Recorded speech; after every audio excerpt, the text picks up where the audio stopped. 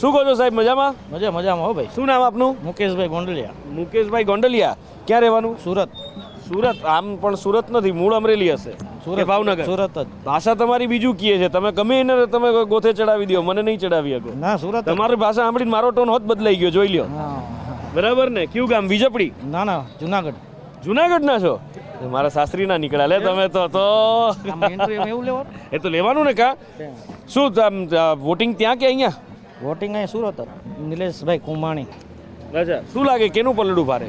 બધા હરખા છે, હવે તો કોણ ભારે કાંઈ ખબર નથી પડતી. કા આમાં ગમે એનો વધ દો ભાજપ જ જીતે, બીજું કોઈ જીતતું જ નથી. એવું કેમ? એવું જ થાય છે. એમ ભાજપ જ જીતે, કેમ કે ગમે ત્યાં મત દબો તો ભાજપને જ નીકળે, ભાજપ જ જીતે ને. શું વાત કરો? ચૂંટણી પંચે તો આ વખતે કીધું તો ખરા કે ઈવીએમ માં કાંઈ નથી. હારા ગ્રેજ્યુએટેડ માણસો છે, બધા જેલમાં છે, અંગૂઠા સાહેબ બધા બહાર છે. એવું છે? દાજ્યા લાગો છો ક્યાંક? દાજ્યા નથી, આ હકીકત છે. હકીકત છે. આ માણસો યુવા ધનને બરબાદ કરવા, બાજુની પેઢીને છે ને આખી બરબાદ કરે, અંગૂઠા છાપ થઈ ગયા ને, એ કોઈને કાંઈ બોલવાની નથી ખબર પડતી, એટલે આ વિરોધ થાય જ બધા. વાત તો આમ જુઓ તો એક રીતે સાચી છે, કારણ કે નોકરી કરવી હોય, પ્યુનની, સાંભળો તો ખરા, પ્યુનની નોકરી કરવી હોય તો 12 પાસ કે કોલેજ પાસ જોઈએ, નેતા બનવાનું ક્વોલિફિકેશન કોઈ નહીં. બરાબર છે, વાત તમારી સાચી છે.